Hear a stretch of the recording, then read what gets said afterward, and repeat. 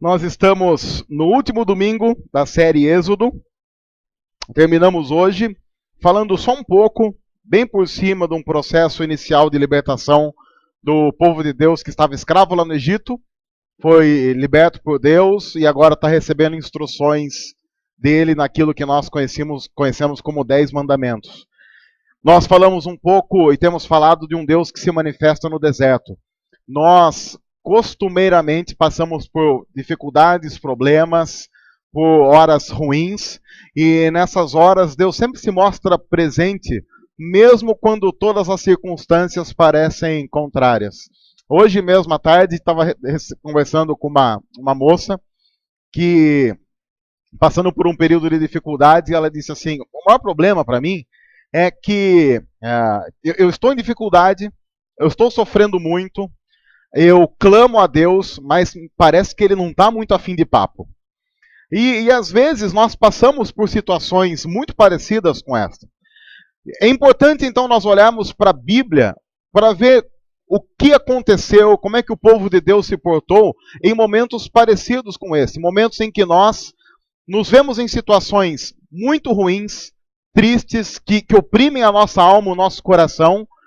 Nós oramos, assim como essa moça disse hoje à tarde, Deus parece que não está muito afim de papo, porém a Bíblia diz, desde o começo até o fim dela, Deus está sempre presente, mesmo nos piores momentos da nossa vida e da nossa história.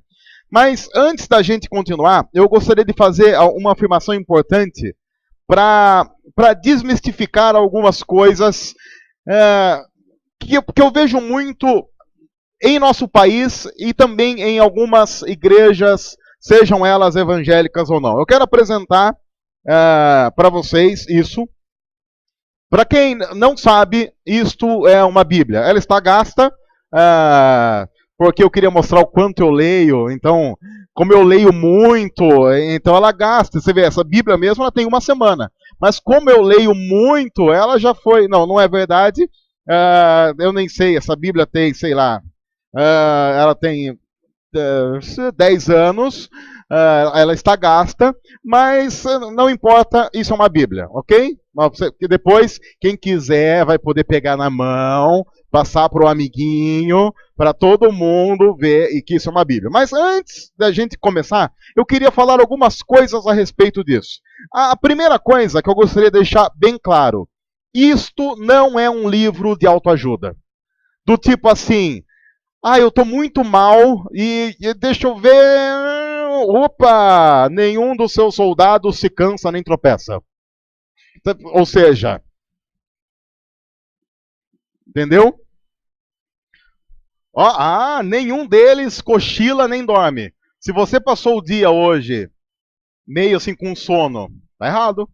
Você já está contrário à palavra. Aí você no outro dia está precisando de uma outra palavra de apoio.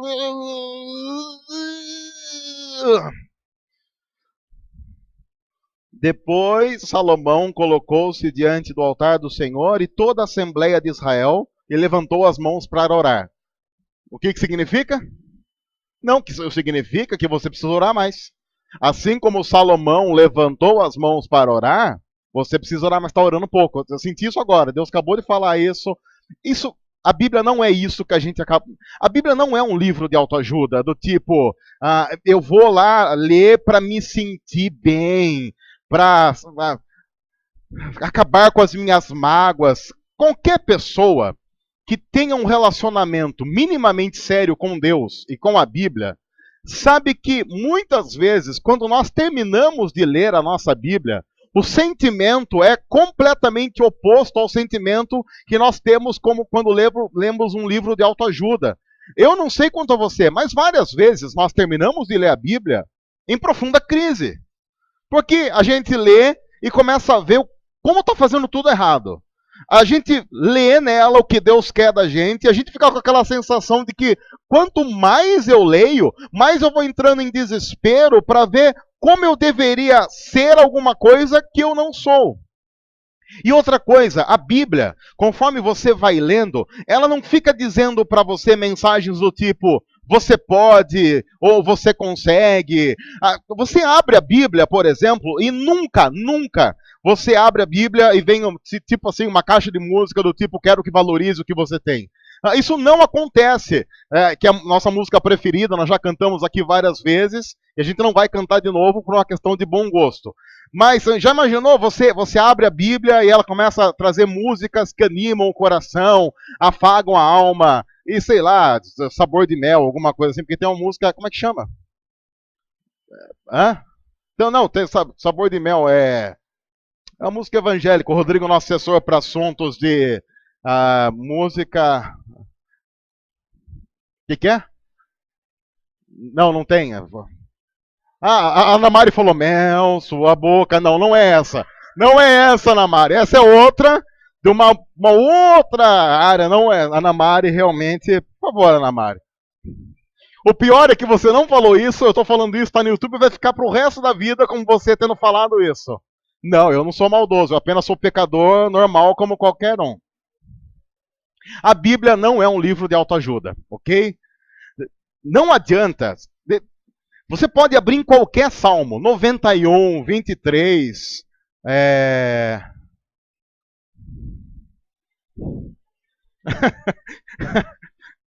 Você pode abrir a Bíblia no Salmo 91, deixá-la aberta na sala da sua casa, em qualquer lugar que você quiser, e ela não vai purificar o ambiente. Não vai, tenha certeza disso. No máximo ela vai ficar empoeirada, você vai ter que ir lá passar um paninho de vez em quando. A Bíblia não tem esse poder de trazer uma energia positiva ao ambiente, esteja ela onde estiver. Tendo dito isso, nós vamos hoje continuar a mensagem de semana passada, que nós estamos falando sobre os 10 mandamentos.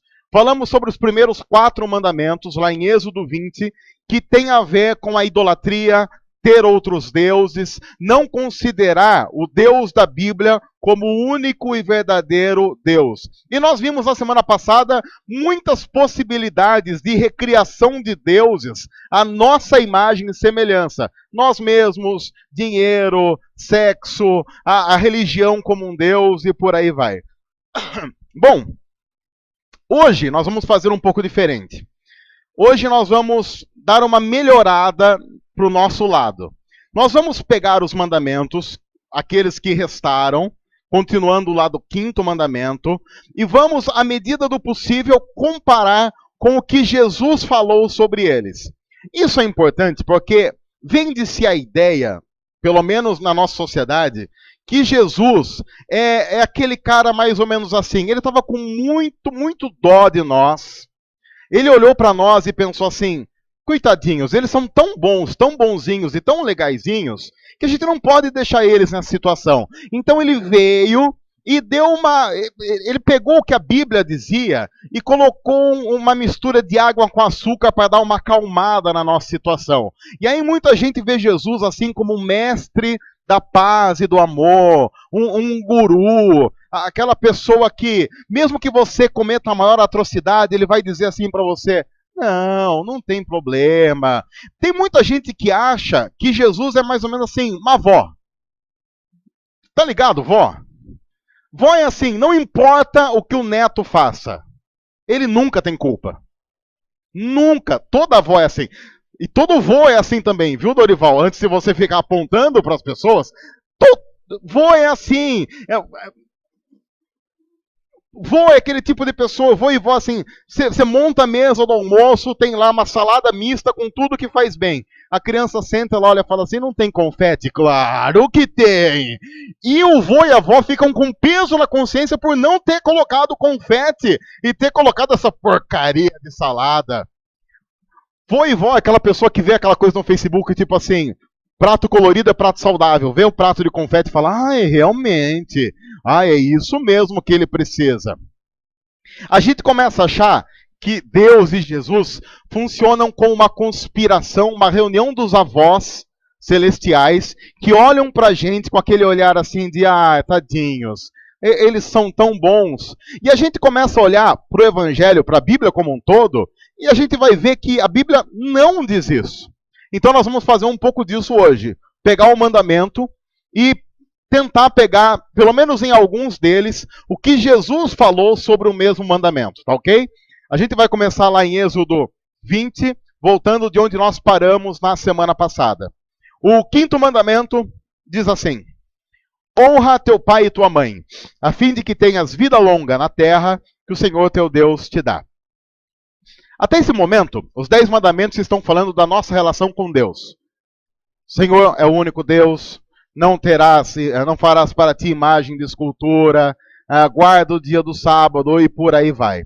A partir desse mandamento, há uma mudança da relação que nós temos com o nosso Deus para a relação agora que, como consequência da nossa relação com Ele, temos com as pessoas. Então, a partir de agora, os 10 mandamentos vão falar de uma maneira muito clara sobre a forma como nós nos relacionamos. Isso é muito importante porque se você é uma pessoa normal, você tem dificuldade de relacionamento com alguém. Não sei com quem você tem dificuldade de relacionamento, mas com alguém você tem. Porque nós somos pessoas complicadas, as outras pessoas são complicadas, e para qualquer pessoa minimamente inteligente, consegue notar que nós somos uma igreja de gente muito complicada. Com gostos diferentes, com histórias diferentes, com posturas diferentes. É muito normal nesse nosso relacionamento nós começarmos a gerar algumas intrigas, problemas e dificuldades. A Bíblia é muito clara com relação a isso. Deus sabia que isso ia acontecer, tanto que desde o começo, nos 10 mandamentos, quando no meio do deserto ele se mostra presente ao povo para mostrar o cuidado dele, ele diz: bom, eu preciso acertar o relacionamento de vocês. E ele começa onde? Qual é o primeiro lugar em que Deus começa a mexer nas feridas do ser humano para acertar o seu relacionamento? Em casa. Em casa.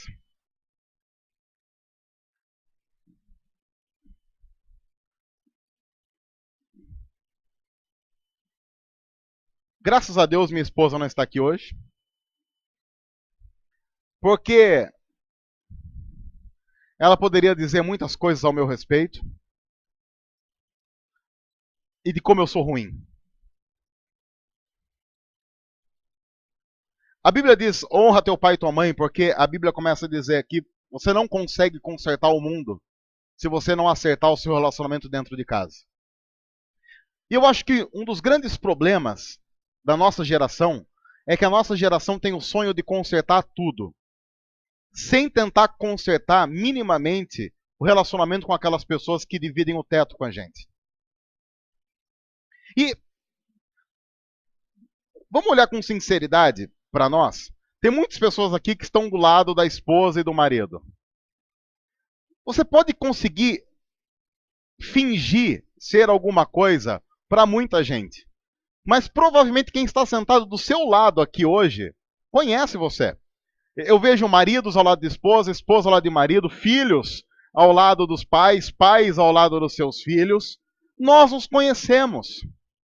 No entanto, a Bíblia começa dizendo: honra teu pai e a tua mãe.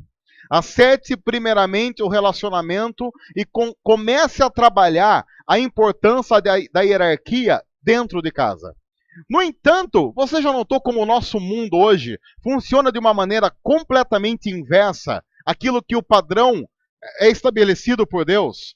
Porque hoje, inclusive, nós vivemos uma fase em que se há alguém que tem que honrar alguém dentro de casa, não são os filhos os seus pais. É praticamente diferente, os pais os seus filhos. Não sei se vocês viram uma reportagem, porque a Suécia é um país de primeiro mundo, é um país avançado, é um país sem pessoas muito educadas, que sabem muitas coisas. E a Suécia foi um dos primeiros países que lançou uma lei muito boa, abençoadora, dizendo que os pais não podiam dar a famosa palmadinha. Tá ligado? Quem aqui levou palmadinha quando era criança? Quem aqui levou? Assim, alguém aqui morreu por causa disso? Você morreu, tem trauma? Alguém aqui tentou se matar por causa de uma palmadinha? Minha mãe está aqui, eu levei poucas. Assim, poucas, assim, porque minha mãe não dava palmada, era a varinha mesmo. Era varinha em cima da geladeira, aquela coisa toda, era pressão psicológica. Tinha mais ou menos, a gente chamava a nossa casa de campo de concentração. Mas tirando isso, era tudo normal, tudo tranquilo. A Suécia foi o primeiro país de pessoas inteligentes que tiraram isso. E agora, não sei quantos viram uma reportagem que a Suécia sofre com uma geração de crianças mimadas, sem controle e que os pais simplesmente não sabem o que fazer. É muito interessante porque alguns países resolveram pegar princípios estabelecidos há muito tempo pela palavra, abrir mão desses princípios e agora, coincidentemente, estão sofrendo por causa disso. Ora, vejam vocês. A Bíblia diz: é necessário, desde cedo, que haja uma hierarquia. Porque se você não aprender dentro de casa limites de relacionamento, de alguma forma a vida vai te ensinar depois fora de casa. E eu te garanto uma coisa: a vida bate mais pesado do que nossos pais. Muito mais pesado. Porque os nossos pais, quando nos disciplinam, eles ainda têm o limite do amor para disciplinar. Lá fora, quando nós somos disciplinados, não há o amor como limite. As pessoas batem para machucar e para nos ferrar mesmo. Aí a Bíblia diz: honra teu pai e tua mãe. Reconheça limites. Saiba quem manda. Isso é inclusive importante no nosso relacionamento com Deus, que é um relacionamento de hierarquia. Deus manda e nós obedecemos. Aí a gente fica sendo criado nessa geração e assim, mas por que Deus manda? Porque Ele é Deus. E daí? Como e daí? Porque nós somos criados numa geração que, só porque você é pai e mãe você tem que mandar? Por quê? Porque eu sou pai e mãe. Eu lembro de uma vez, uma pessoa, não vou falar quem, que eu não quero. Uma pessoa que está aqui presente, quero falar quem é, chegou para a mãe, que está aqui presente também, num arrombo daquela adolescência retardada. E eu lembro que eu falei assim, eu lembro que essa pessoa falou assim, eu não vejo a hora de fazer 18 anos. Aí essa mãe perguntou assim, mas por quê? Falei, porque quando eu tiver 18 anos ninguém manda em mim. Aí essa mãe com muita tranquilidade falou assim, enquanto você morar nessa casa, comer a comida dessa casa, depender do dinheiro nessa casa, quem manda sou eu. Mas aí sabe o que eu fiz? Fui pro quarto, me tranquei, entupi de chocolate. E depois, na verdade, para resolver esse problema mesmo, para acabar com essa ladainha de ninguém manda em mim, eu casei e saí de casa.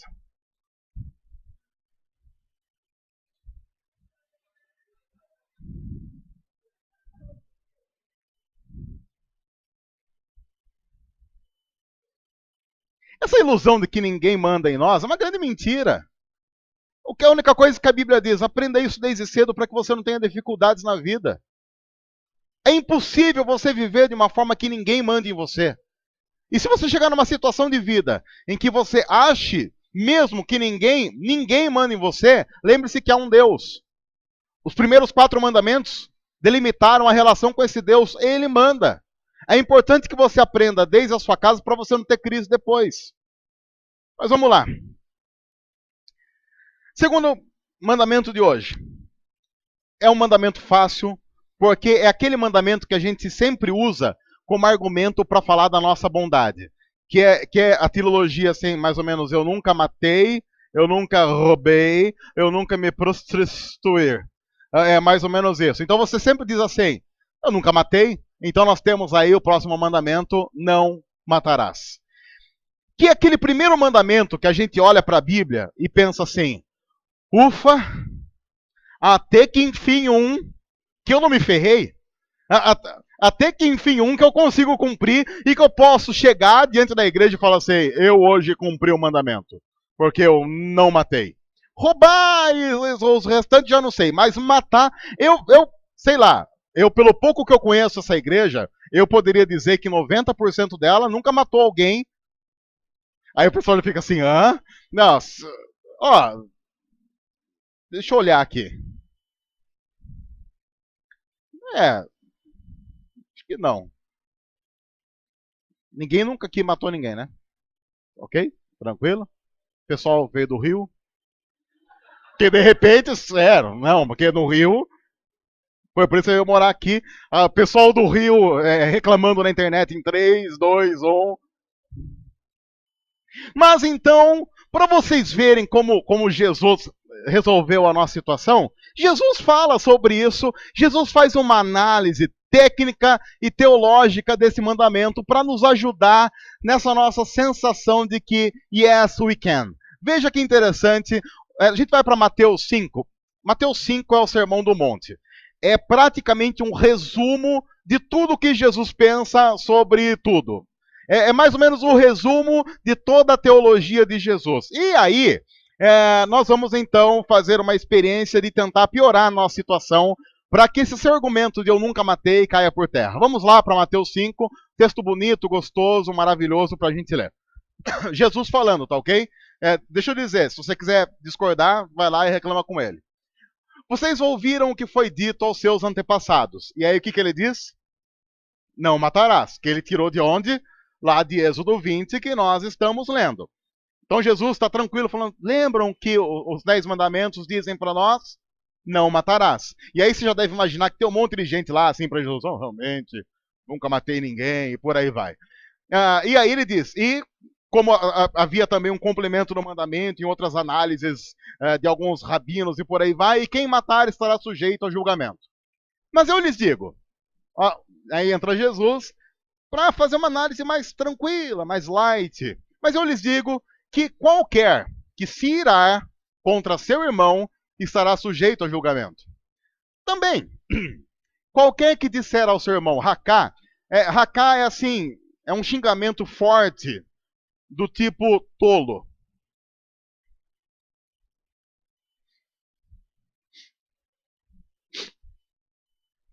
É o equivalente, assim, no português a bobo.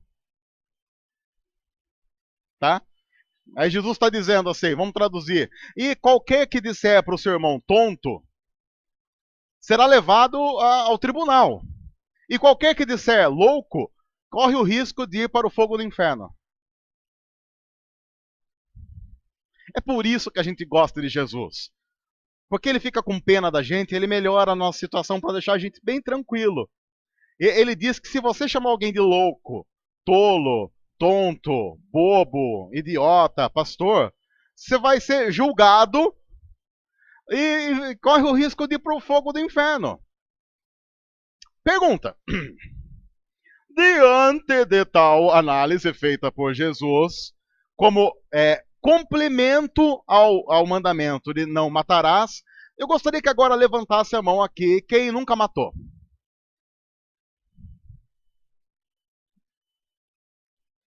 Hoje. Hoje, ou agora à tarde, sei lá. Não? Quantas vezes você mata um juiz num jogo de futebol? Já parou para pensar nisso?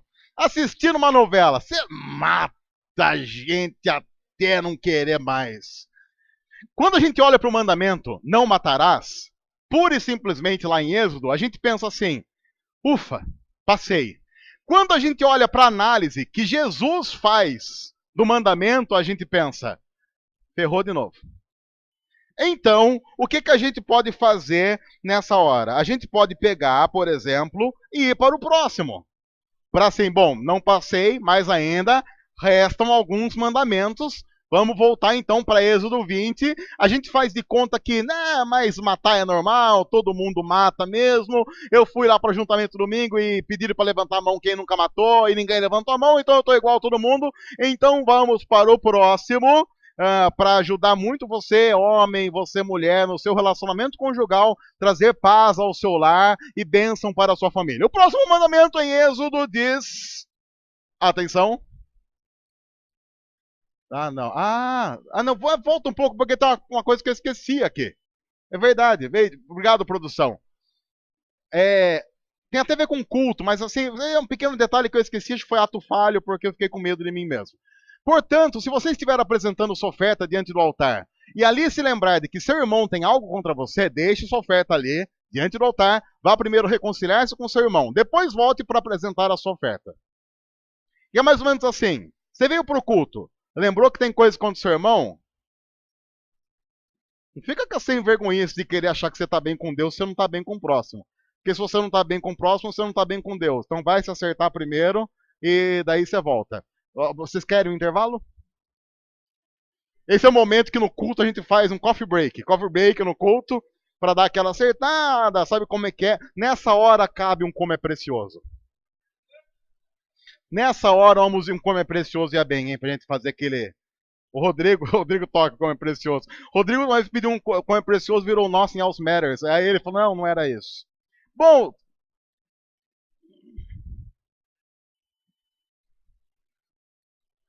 eu quero confessar um negócio para vocês. Várias vezes, é sério que eu vou dizer.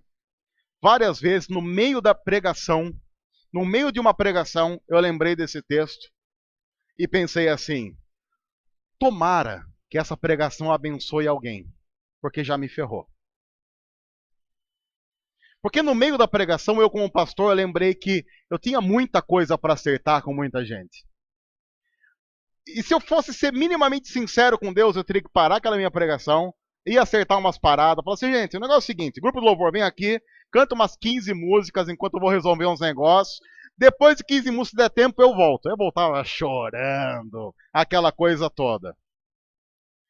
Eu já tive essa experiência várias vezes.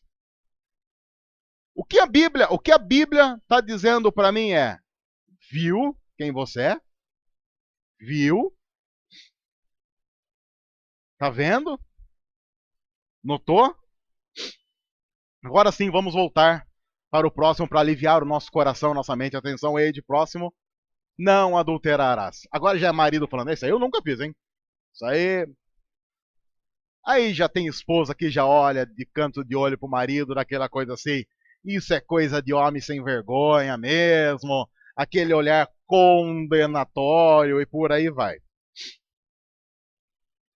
Eu não vou. Esse é um momento é tão complicado que assim, não dá para mandar levantar a mão.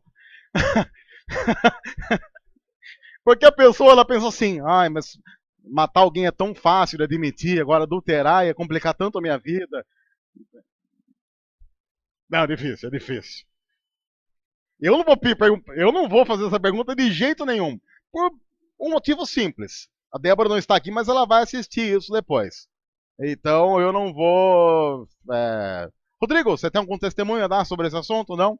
Alguém quer dar um testemunho? Testemunho? Não? Do tipo, eu não? Tô livre dessa? Passei? Voltemos para Jesus e a análise que ele faz sobre esse lindo mandamento de não adulterarás. Voltamos para Mateus 5. Vocês ouviram o que foi dito: não adulterarás.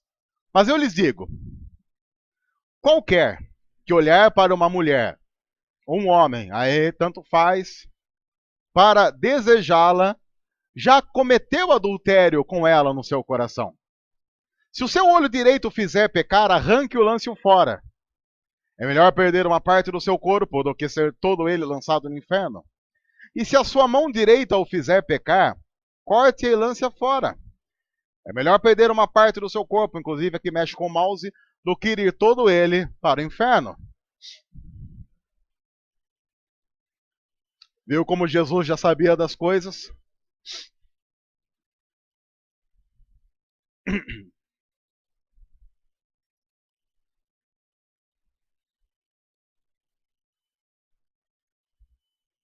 Ó, não sobrou ninguém, vai. Não sobrou ninguém. Sobrou. Ah, seja sincero, vai. Você nunca adulterou? Vai, vai. Quem nunca adulterou aqui que levante a mão? Vamos apedrejar agora. Uma adulteradinha só, sei lá. Mesmo que seja num corta para 18.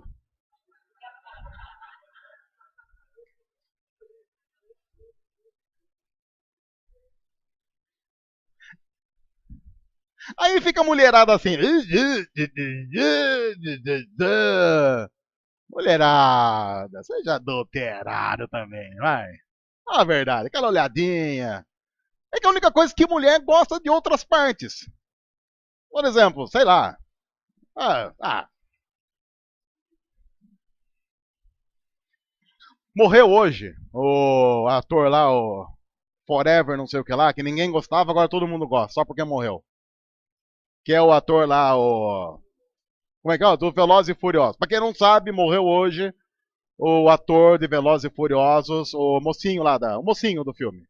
O loirinho lá, de olho claro, tá ligado quem é? É, o policial, morreu hoje. 40 anos, por essas ironias que vai encher a internet de piada, morreu no acidente de carro.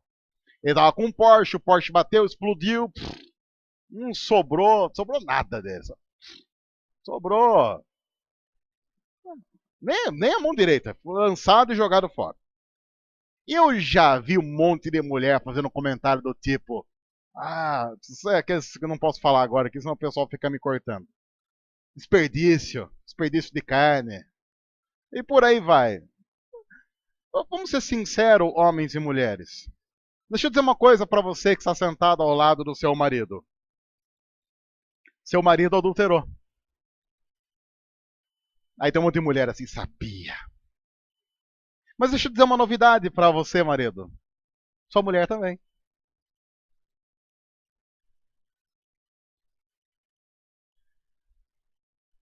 Passou no mandamento?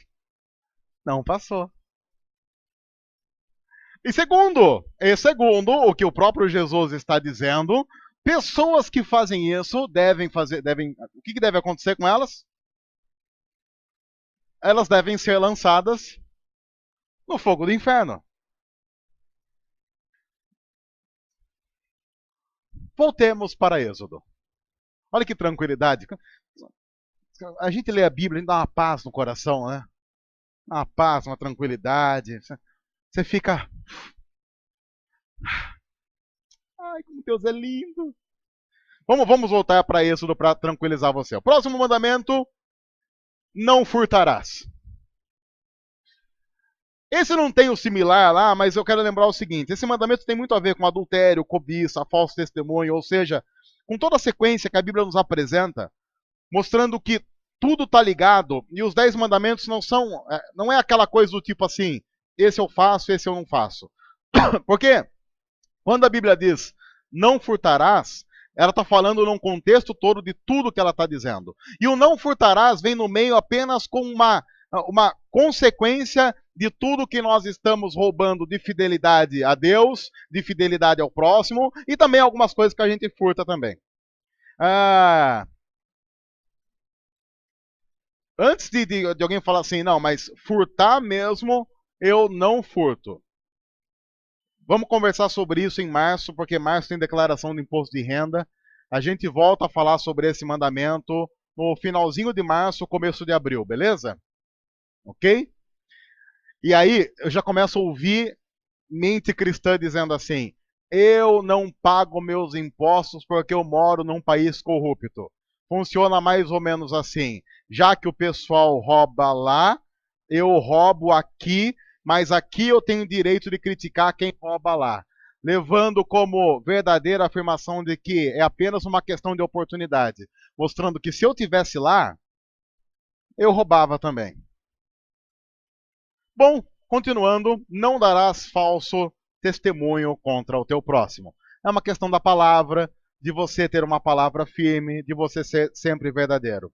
Em Mateus 5, de 33 a 37, está escrito assim: vocês também ouviram o que foi dito aos seus antepassados. Não jure falsamente, mas cumpra os juramentos que você fez diante do Senhor. Mas eu lhes digo, não jurem de forma alguma, nem pelo céu, porque é o trono de Deus, nem pela terra, porque é o estrado de seus pés, nem por Jerusalém, porque é a cidade do grande rei. E não jure pela sua cabeça, porque você não pode tornar branco ou preto nem um fio de cabelo.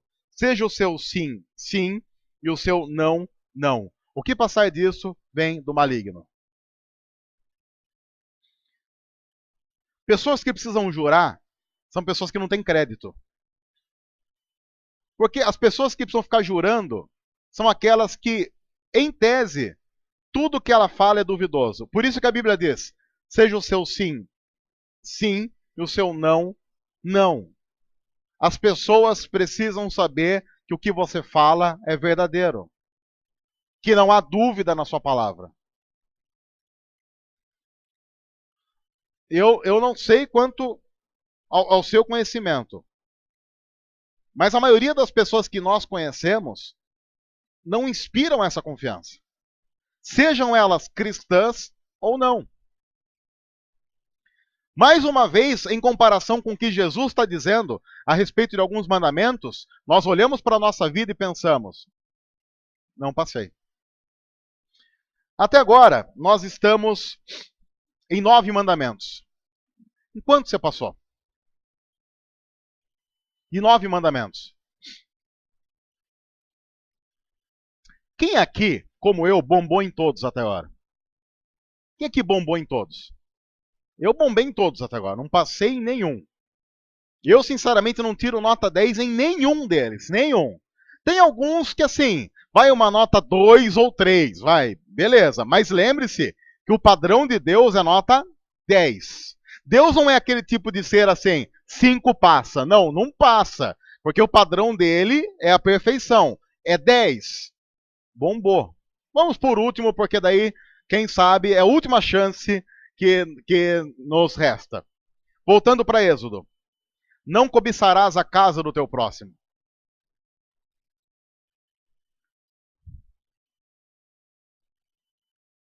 Você nunca cobiçou a casa de ninguém? Fala sério aí, vai. Não, nunca. Já cobicei várias casas já. Não cobiçarás a mulher do teu próximo.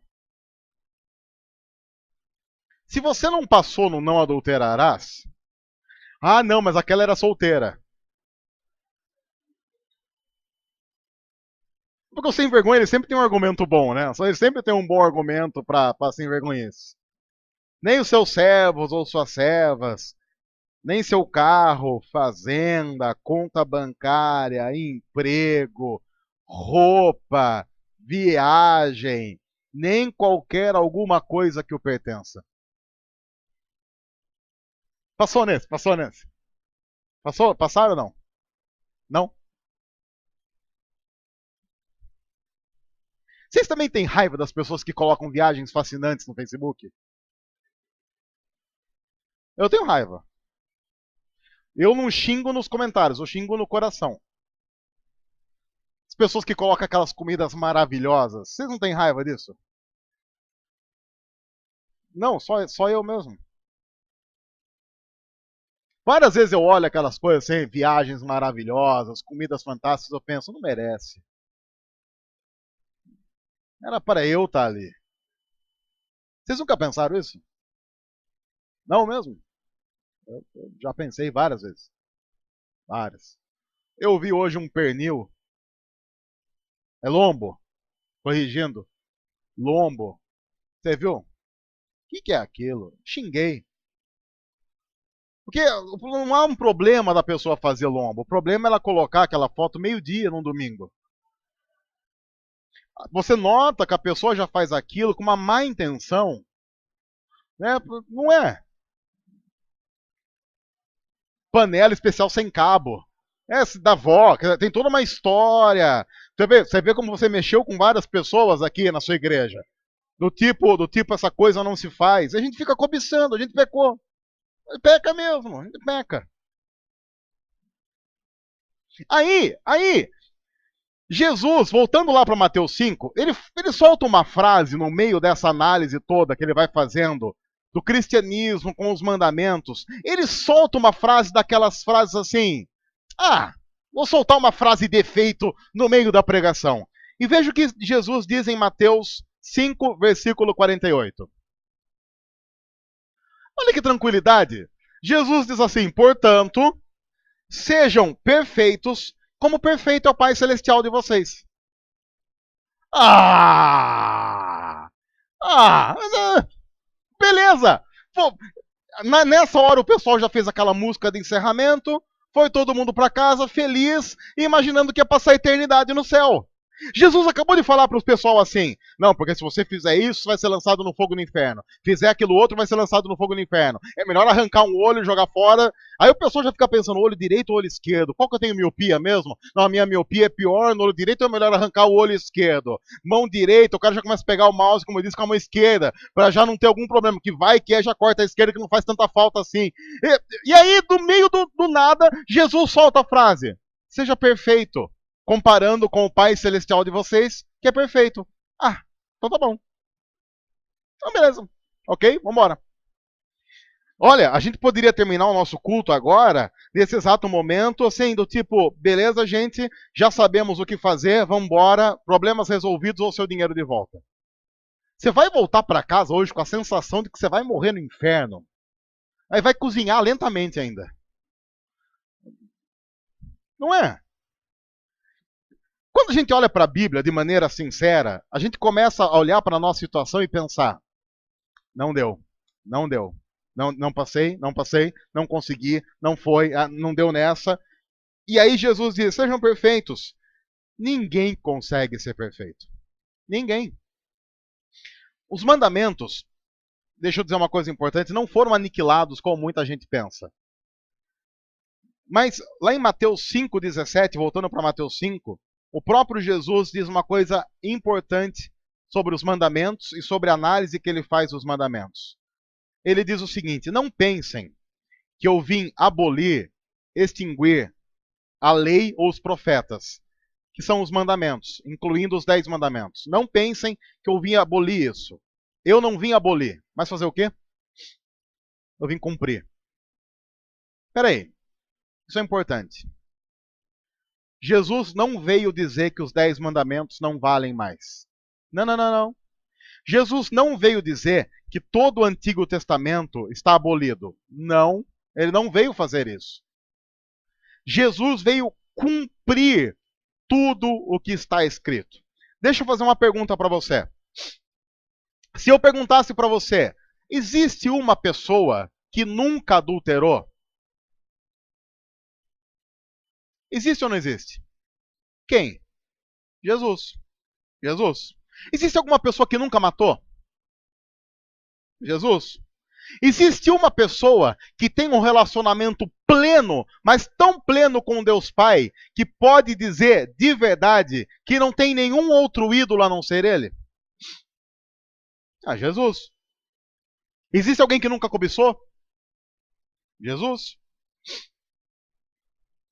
A Bíblia está dizendo e mostrando de uma maneira categórica para mim e para você que nós não conseguimos. Nós não conseguimos. Aliás, toda a história da Bíblia, desde o começo, mostra o quê? Nós não conseguimos. A gente toda vez fala de Gênesis, quando estava tudo perfeito, tudo bonito, havia um paraíso, todas as coisas correndo bem, Deus tinha dito para o ser humano: não coma só de uma árvore. Você tem todo um mundo e apenas uma árvore, da qual Deus tinha dito: não coma só dessa. Porque se você comer só desta árvore, só dessa, diante de milhões de árvores, você vai morrer. Era só uma, era só uma. Era como se você morasse numa mansão enorme e Deus tivesse dito para você: só tem uma tomada. Tem uma tomada nessa casa, num cômodo lá no fundo, que se você colocar o dedo naquela tomada, você vai morrer. Você pode colocar o dedo em qualquer tomada da casa, da mansão. E existe 1 milhão de tomadas nessa mansão, mas há uma no quartinho lá do fundo que você não pode colocar o seu dedo. Só aquela. Se você colocar o dedo naquela tomada, você vai estar rompendo comigo. Esse é o trato. Ok, a mansão é sua, é piscina, churrasco todo dia. Como diz lá a Bíblia, todo mundo pelado. Quer dizer, era tudo. Tava tudo perfeito, tudo maravilhoso, e Deus falou: beleza, trato feito, trato feito. Se você colocar o dedo naquela tomada, você morre. Ok? Ah, ok. O que o burro foi fazer? Qualquer pessoa minimamente inteligente ia no. Onde é esse quartinho aí? Ah, aquele quartinho. Tapa tudo. Sei lá. Pega um caminhão de cimento, joga em cima daquele negócio. Não entra ninguém nunca ali. Mas o cara olhou pra tomada e falou assim: tomadinha bonita, hein? Tomadinha jeitosa. Tomadinha aí. Aí a mulher foi lá, conversou com a serpente. Bate papo, fala do Félix da novela. Se o Félix vai ficar bonzinho, se não vai ficar bonzinho, se vai sarar, se não vai sarar. O ser humano comeu e morreu. A Bíblia diz que ele morre. No seu relacionamento, que ele começa a brigar com a esposa. No seu relacionamento com Deus. ele se esconde de Deus e ele morre eternamente. Ele está condenado ao inferno, como Jesus disse, porque ele não consegue mais cumprir o padrão de Deus. E a Bíblia toda, você vê essa luta do ser humano tentando cumprir o padrão de Deus. A Bíblia diz, não adultere, não adultere, e ele adultera. Ele não consegue cumprir o padrão de Deus. Até que Deus resolve a parada, mandando o filho dele, porque Deus ama, para fazer em nosso lugar aquilo que nós não conseguimos. Que é aquele lance que Jesus diz, eu não vim abolir, eu vim cumprir no lugar de vocês. Porque para sermos aceitos de novo, nós precisamos de um sacrifício na altura do padrão de qualidade e excelência de Deus. A única pessoa que poderia fazer isso era o próprio Jesus. É por isso que é importante na história do cristianismo nós falarmos de um Jesus que é humano, que é Deus ao mesmo tempo e que não peca. Porque ele é o sacrifício perfeito. É ele quem vai para a cruz no nosso lugar para fazer aquilo que nós não conseguimos fazer, para que Deus passe a olhar para nós, não mais como adúlteros, assassinos, como pessoas que andam contra todos os mandamentos, mas como pessoas que agora são aceitas por causa de Jesus. Ele vai para a cruz, a Bíblia diz que todo esse nosso pecado que nos levaria ao inferno é lançado sobre ele. Sobre ele. Não sobre nós mais. É tirado das nossas costas e colocado sobre ele. Ele morre, paga esse preço, não há mais dívida e ressuscita como prova de que Deus, ok, o acordo está feito de novo. Vocês têm vida de novo. Ele ressuscita. A morte foi vencida. Todas as vezes que eu olho para os mandamentos, sabe o que a Bíblia está sussurrando no meu ouvido? Você precisa de um Salvador. Você precisa de um Salvador. Quando eu começo a ler a Bíblia lá em Gênesis e vou caminhando por ela, ela vai sussurrando ao meu ouvido. Você precisa de um Salvador. Você precisa de um Salvador. E lá pelas tantas ela me diz, e ele é o Cristo. É por isso que o próprio Jesus diz, eu sou o caminho, eu sou a verdade, eu sou a vida. Ninguém vem ao Pai a não ser por mim. Porque ele é o sacrifício perfeito. Ele é que faz aquilo que nós não conseguimos. É por isso que nós somos convidados a viver a vida não pelos nossos próprios esforços, mas confiados nele, colocando a nossa vida na cruz. É por isso. Os 10 mandamentos são a prova inequívoca de que nós não conseguimos. E nós precisamos de um Salvador. E nós não somos esse Salvador. O nosso dinheiro não é esse Salvador. A nossa juventude não é esse Salvador. Só Jesus é o nosso Salvador. Só Ele. Só Ele.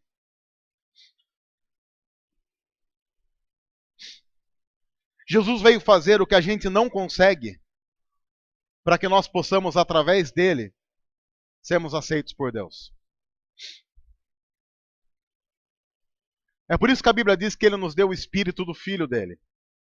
E nós podemos clamar a ele por causa de Jesus. Você não é aceito porque veio para uma igreja num domingo à noite. Você não é aceito porque cantou bem, porque canta afinado. Você não é aceito porque fez seminário e se tornou pastor.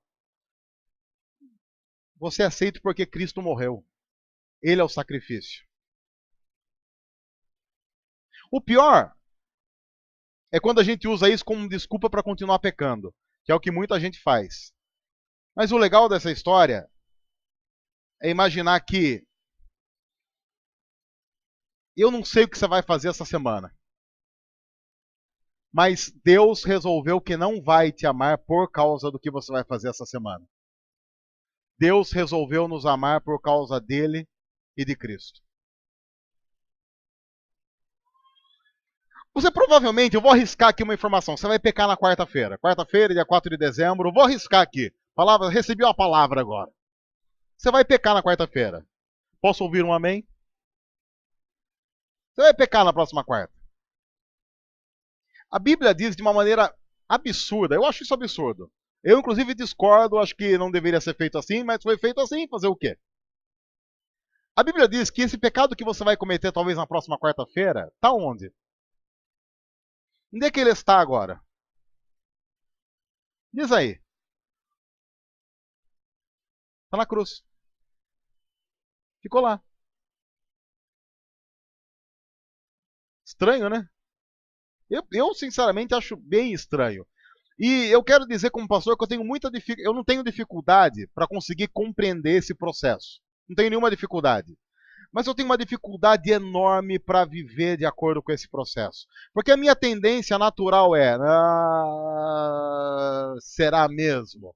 Porque isso é muito bom para ser verdade. Quer dizer então que o pecado que eu vou cometer daqui 5 anos já está na cruz? É o que a Bíblia diz. É o que a Bíblia diz. Tendência natural que seres humanos têm ao ouvir uma informação como essa: enfiar o pé na jaca. É ou não é? Não? Tá bem? Vocês estão muito santos hoje, eu estou ficando oprimido.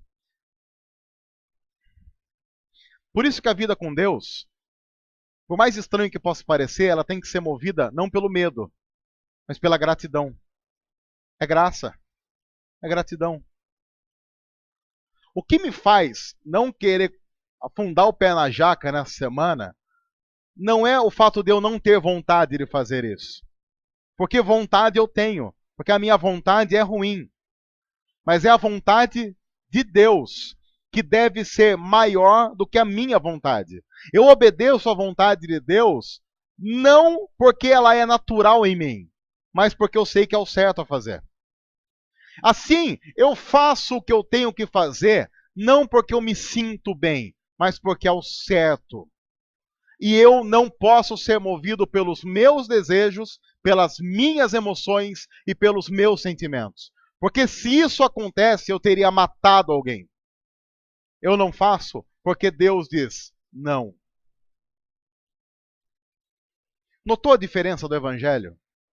O Evangelho é a total graça de um Deus que diz: eu assumi todo o ônus para pegar todo o bônus e dar para você por causa do amor. E aí eu sou convidado a ir até a cruz em gratidão, render a minha vida e dizer: Pai, me ajuda a fazer a tua vontade. Me ajuda a olhar para a Bíblia e compreender o que o Senhor quer de mim como uma resposta a tudo que o Senhor já fez. E me ajuda a viver em gratidão, para a glória do teu nome. Essa deveria ser a grande discussão do Facebook. E aí a gente olha para o Facebook, as discussões é assim. Tem uma discussão agora no Facebook, assim, a discussão do momento no Facebook é o universalismo. Que é assim, para quem está antenado às discussões teológicas, há uma linha dos evangélicos que creem que no final Deus vai salvar todo mundo. É assim, Deus vai salvar todo mundo. E tem uma linha que diz, não, ele não vai salvar todo mundo, vai salvar alguns. E o pessoal fica discutindo isso, eu olho para essa discussão e eu penso assim, essa discussão era interessante para um grupo de pastores que não tem muito o que fazer. Então, por exemplo, se você é um pastor aposentado, não tem muito o que fazer, você está lá tranquilo do tipo, eu não tenho muito o que fazer, eu vou começar a pensar sobre isso. E aí tem um pessoal xingando o pastor que é universalista. Desgraça esse negócio do Facebook, porque o pessoal tem uns donos da verdade da história. Eu não estou dizendo aqui que eu sou universalista. Eu estou dizendo que quando a discussão da igreja se resume a isso é medíocre diante do que Deus fez na cruz. O que importa é Deus salva quem Ele quer, porque a salvação pertence a Ele. E não cabe a nós, seres humanos, ficarmos discutindo se Ele vai ou não vai salvar. Ele salva quem Ele quer. Tem gente, tem um pastor chamado, um pastor que, o cara escreve muita coisa legal, chamado Ed René. Ele é pastor da Igreja Batista da Água Branca. O pessoal está xingando ele no Facebook agora. Baixaram o nível. Os donos da verdade, né? Pra quê? Pra quê?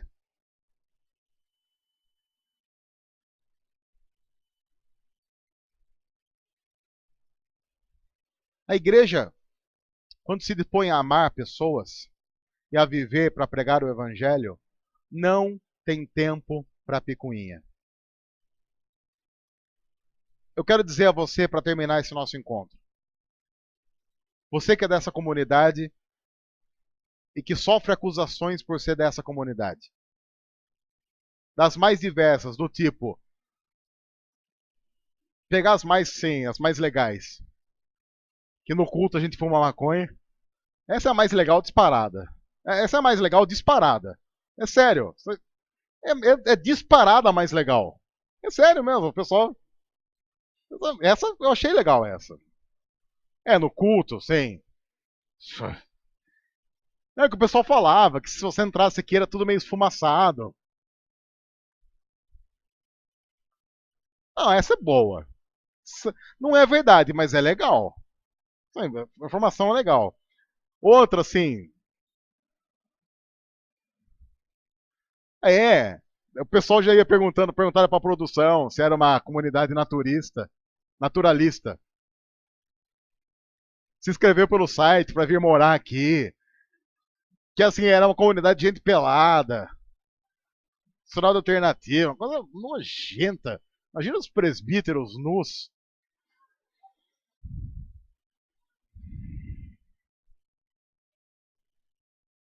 Sei lá, do outro tipo assim. A gente não acredita na Bíblia. A gente fala que tudo pode. Sei lá, essas já não são tão legais que assim, a da maconha é mais legal. Eu quero dizer uma coisa para você que é membro dessa igreja. E para você que é membro e está ouvindo pela internet, está assistindo pelo YouTube. Para de responder essas porcarias e vai pregar o evangelho. Para. Quero dizer uma outra coisa já. Eu vou parar de responder e-mail, ver se pode ou não pode. Parou. A gente já está 6 anos aqui caminhando. A gente não tem mais tempo para ficar discutindo. Eu não. Se alguém perguntar para você por que o seu pastor usa jeans, a única resposta é porque ele quer. Para de ficar discutindo. Porque enquanto a gente fica discutindo besteira, tem um monte de gente precisando ouvir a mensagem da cruz e da graça. Mire nisso. Mire nisso. Você não foi chamado para defender a sua igreja. Quem defende a igreja é Deus. Deixa que Deus faça isso.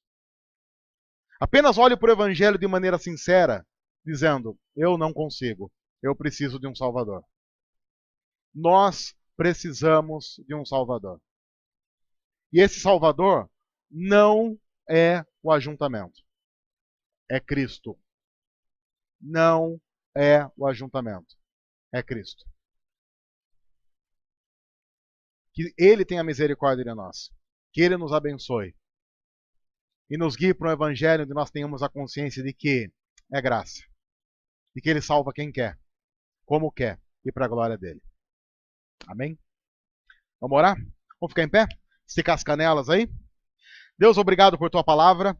Obrigado porque o Senhor nos transforma não através do que nós fazemos, mas do evangelho. Obrigado por Jesus. Obrigado pela cruz. Obrigado porque todo o nosso pecado foi lançado sobre ele. E hoje nós temos vida eterna por causa daquilo que ele fez. Obrigado porque mesmo sabendo que nós não conseguimos cumprir nenhum dos teus mandamentos, ainda somos aceitos pelo Senhor, através de Cristo Jesus, no nome de quem nós oramos. Amém e amém.